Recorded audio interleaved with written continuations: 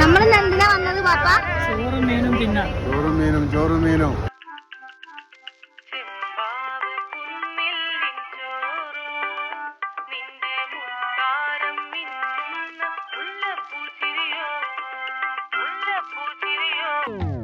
ചെമ്പാവ് പുന്നില്ലിൻ ചോറോ നിന്റെ മുത്താരം മിന്നുന്ന മുല്ലപ്പൂച്ചിരിയോ.